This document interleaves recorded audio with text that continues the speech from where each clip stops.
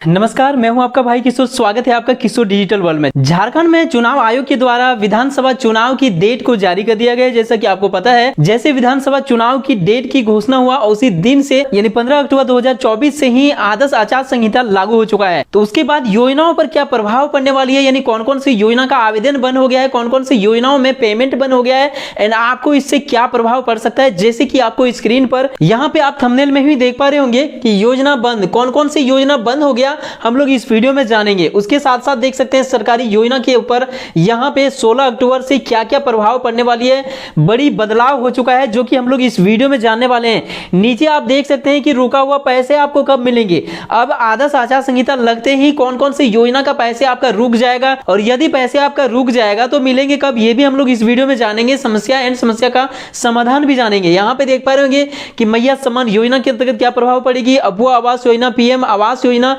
PM Vishwakarma योजना, अन्य pension योजना, पीएम किसान योजना, ई कल्याण और अन्य योजना, इन सभी योजनाओं पे क्या प्रभाव पड़ेंगे डिटेल से हम लोग इस वीडियो में जानने वाले हैं। तो चैनल पर पहली बार है तो सब्सक्राइब कर लीजिएगा सरकारी योजना और वर्तमान में चुनाव से रिलेटेड लगातार सही अपडेट्स को जानने के लिए। तो जैसा कि आपको स्क्रीन पर दिख रहा होगा, साफ साफ आप देख पा रहे होंगे, पहले नंबर में मैंने रखा हुआ है मैया सम्मान योजना। मैया सम्मान योजना के अंतर्गत क्या प्रभाव पड़ेंगे, क्या इसका चौथी किस्त की राशि मिलेंगे जो कि अगले महीने मिलने की बात कही गई थी छठ पूजा के शुभ अवसर पर। अभी तक मैया सम्मान योजना के अंतर्गत यानी मुख्यमंत्री मैया सम्मान योजना के अंतर्गत 3 किस्त की राशि लाभुकों को मिल चुका है। जिनको नहीं मिला, कोई न कोई समस्या है, उनको सुधार कराइए, प्रखंड कार्यालय में जाके मिल जाएंगे। लेकिन जिनको मिलना शुरू हो गया है सबसे पहले उनकी बात करते हैं, फिर हम लोग जानेंगे जिनको नहीं मिला उनके साथ क्या हो सकता है। यहां पर सबसे पहले हम लोग पेमेंट की बात करने जा रहे हैं मैया सम्मान योजना की। तो यदि आपको पहली किस्त की राशि या दूसरी या तीसरी किस्त की राशि अभी तक मिल चुका है मैया सम्मान योजना के अंतर्गत, तो आगे की किस्त की राशि आप सभी को मिलना जारी रहेगा। इसके लिए टेंशन लेने की कोई बात नहीं है। अब बात करते हैं कि चौथी किस्त की राशि छठ पूजा के शुभ अवसर पर आप सभी को मिलने वाली थी, वो मिलेंगे या नहीं मिलेंगे। तो हाँ, मिल जाएंगे, कोई प्रॉब्लम नहीं है। क्यों मिल जाएंगे? क्योंकि आदर्श आचार संहिता नियम ये कहता है कि कोई नया योजना का शुभारंभ नहीं हो सकता है, शिलान्यास नहीं हो सकता, नया योजना की घोषणा नहीं हो सकता है, नया योजना लॉन्च नहीं किया जा सकता। बट ये तो पुरानी योजना है भाई, इसको चालू किए महीने हो चुके हैं, 3 पेमेंट भी मिल चुका है आप सभी को, तो इसमें कोई प्रभाव आपको नहीं पड़ेंगे। पहली किस्त की राशि यदि आपको मिल चुका है या दूसरी तीसरी भी किस्त की राशि मिल चुका है, तो चौथी किस्त की राशि छठ पूजा के शुभ अवसर पर आपको मिलेंगे। कोई समस्या देखने को नहीं मिलेंगे, बट थोड़ा सा समस्या आपको यह देखने को मिल सकता है क्योंकि अधिकारी लोग चुनाव में बिजी होंगे तो पेमेंट में थोड़ा सा आगे पीछे डेट हो सकता है, बस इतना ही देखने को मिलेगा।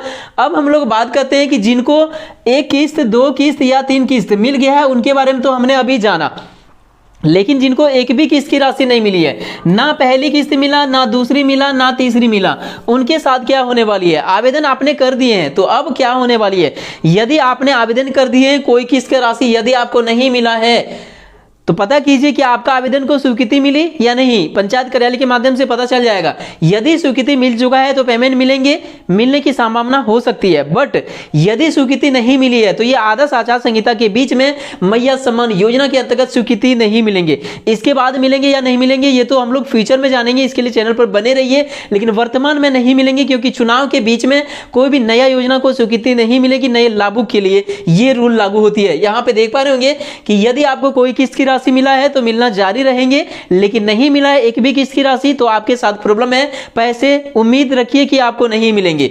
अब बात करते हैं कि नया आवेदन आप लोग कर सकते हैं कि नहीं मैया सम्मान योजना के अंतर्गत। तो कुल मिला के वही बात हुआ, यदि आप नया आवेदन करेंगे या ना करेंगे बराबर होगा बात, क्योंकि नया स्वीकृति ही नहीं मिलेंगे आपको, योजना के अंतर्गत नया स्वीकृति नहीं मिलेगी तो आवेदन करें या ना करें बात आपका बराबर होगा। तो इसीलिए आप जो सही समझे वो कीजिए, बट आपको लाभ आचार संहिता के बीच में नहीं मिलने वाली है यदि आपको इस योजना का स्वीकृति नहीं मिली, पहली किस्त या कोई किस्त की राशि नहीं मिली है। तो चलिए हम लोग जान चुके हैं मैया सम्मान योजना से संबंधित बड़ी बातें जो कि आदर्श आचार संहिता के बीच में लागू होती है। और कोई क्वेश्चन है तो हमारे साथ शेयर कीजिएगा। अगला योजना हमारे पास है अबुआ आवास योजना। अब इसके बारे में हम लोग जानते हैं। अबुआ आवास योजना के अंतर्गत पिछले वर्ष 2 लाख टारगेट आया था, इस वर्ष 4.5 लाख टारगेट आया। जिनको पहली किस्त की राशि मिल चुका है, मैं सीधी सीधी बात कर रहा हूं, जिनको कम से कम 1 किस्त की भी राशि मिल चुका है, अबुआ आवास योजना के अंतर्गत कम से कम यदि आपको एक किस्त की भी राशि मिल चुका है, इसका मतलब ये हो गया कि अबुआ आवास योजना आपका स्वीकृत हो चुका है। वैसे स्थिति में आपको दूसरी, तीसरी, चौथी सभी किस्त की राशि आचार संहिता के बीच में मिलेंगे, कोई प्रॉब्लम नहीं होगा। यदि आपको दूसरी किस्त मिल चुका है तो तीसरी मिलेंगे, चौथी मिलेंगे, यदि तीसरी मिल चुका है तो चौथी मिलेंगे, कोई समस्या नहीं होगा वैसे लाभुकों के साथ जिनको कम से कम पहली किस्त की राशि मिल चुका है। तो अब बात करते हैं कि यदि आपको कोई भी किस्त की राशि नहीं मिला है अबुआ आवास योजना के अंतर्गत, वही रूल लागू होती है, नया स्वीकृति नहीं मिलेंगे कोई भी योजना का। तो इसी को देखते हुए अभी आपका ना ही स्वीकृति मिलेंगे ना ही आपका पेमेंट जारी किया जाएगा। यदि आपका पहले से स्वीकृत नहीं हुआ है, कोई किस्त की राशि आपको नहीं मिली है तो इंतजार कीजिए आपको कब रुका हुआ पैसे मिलेंगे, कब आपका स्वीकृति मिलेंगे, ये भी हम लोग इस वीडियो में जानने वाले हैं। तो बने रहिए वीडियो में। अब हम लोग बात करते हैं पीएम आवास योजना की। जैसा कि मैं आपको बता दूं कि 1 लाख से भी ज्यादा पीएम आवास योजना का टारगेट झारखंड में आया हुआ था।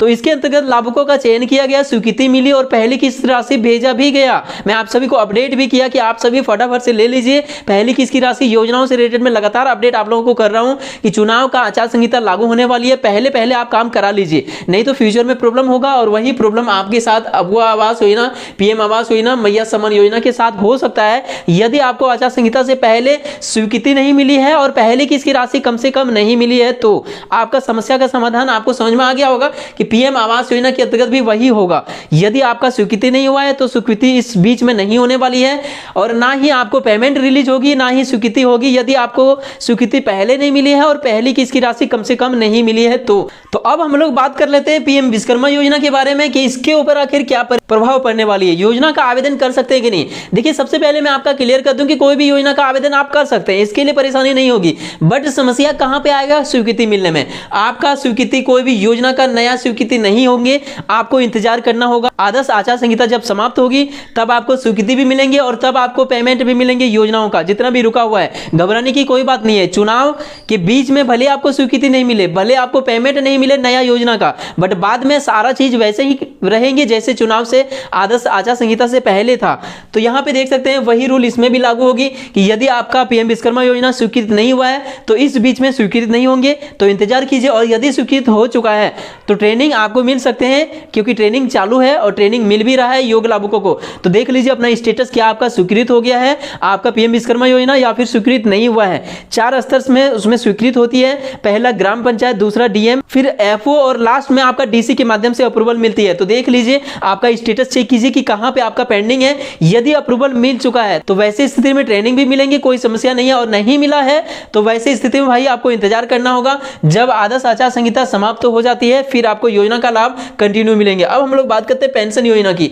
यदि पेंशन योजना आपको पहले से मिल रहा है तो लगातार मिलेंगे। नया योजना केवल आप इसमें आवेदन भी करेंगे तो स्वीकृति नहीं मिलेगी, इतना ही रूल इसमें लगा हुआ है। पेंशन योजना के अंतर्गत नया स्वीकृति नहीं मिलेंगे, बाकी पेमेंट यदि आपको मिल रहा है, कोई भी पेंशन हो, वृद्धा पेंशन, विधवा पेंशन, विकलांग पेंशन, कोई भी पेंशन हो, पहले से पेंशन मिल रहा है तो लगातार मिलते रहेंगे। नहीं मिल रहा है तो आप आवेदन करेंगे तो स्वीकृति इस बीच में फिलहाल होने की संभावना नहीं रखिए, बाद में जरूर होगा जब आचार संहिता समाप्त हो जाएगी। अब हम लोग बात करते हैं पीएम किसान योजना की। तो इसमें भी सेम रूल नियम लागू हो रही है भाई सभी योजना में। स्वीकृति नया नहीं मिलेंगे, आवेदन आप कर सकते हैं, इसके लिए आपको रोक नहीं लगाया जाएगा, बट स्वीकृति नहीं मिलेगी। पीएम किसान योजना के अंतर्गत बीच में पेमेंट जारी होने का कोई संभावना ही नहीं है क्योंकि अभी कुछ दिन पहले ही किस्त मिला है, अगला किस्त अभी 2-3 महीने के बाद ही मिलने वाली है, लगभग 4 महीने के बाद मिलने वाले। तो इसके लिए इंतजार कीजिए, तब तक तो आचार संहिता समाप्त हो जाएगी। जैसा कि आपको बता दें कि 23 नवंबर को चुनाव होने वाली है। आदर्श आचार संहिता उसके बाद समाप्त हो जाएंगे जैसे रिजल्ट आपके सामने आ जाएंगे। उसके बाद यहां पे देख पा रहे होंगे कि ई कल्याण के साथ क्या होने वाली है। सेम प्रोसेस, नया आवेदन आप कर सकते हैं बट स्वीकृति नहीं मिलेंगे और पेमेंट आपको नहीं मिलेंगे। आगे यहाँ पे देख रहे हैं अन्य योजना में भी वही होगा, आवेदन आप कर सकते हैं, प्रॉब्लम नहीं है, बट स्वीकृति नहीं मिलेंगे, ना ही आपको नया पेमेंट जारी किया जाएगा। बट हाँ, यदि आपको स्वीकृति पहले से मिल गया है, पेमेंट मिलना चालू हो गया तो जारी रहेंगे। आचार संहिता में भी आपको पेमेंट मिलना जारी रहेगा, कोई समस्या का सामना आपको नहीं करना पड़ेगा। तो जैसा कि आपको इस वीडियो में पता चला कौन सी योजनाओं पर क्या प्रभाव पड़ने वाले हैं और बहुत सारी योजनाओं का यदि लिस्ट में आपको नाम नहीं दिख रहा तो उसमें भी यही चीजें होने वाली है। नया स्वीकृति केवल नहीं मिलेंगे, बाकी यदि स्वीकृति पहले से मिला हुआ है तो लाभ मिलना जारी रहेगा। वैसे ऐसी स्थिति में समस्या आपको नहीं आने वाली है। तो आई होप इस वीडियो के माध्यम से आचार संहिता में योजनाओं पर क्या प्रभाव पड़ने वाली है ये आपको समझ में आया होगा। वीडियो पसंद आया तो लाइक कीजिए, अपने दोस्तों में शेयर कीजिए, एंड कोई समस्या और रह गया है तो उसके लिए कमेंट कीजिए। अगला वीडियो आपकी समस्या के ऊपर मैं जरूर लेके आऊंगा। मिलते हैं किसी इंपॉर्टेंट टॉपिक के साथ किसी नेक्स्ट वीडियो में, तब तक के लिए थैंक यू। आपका दिन शुभ हो।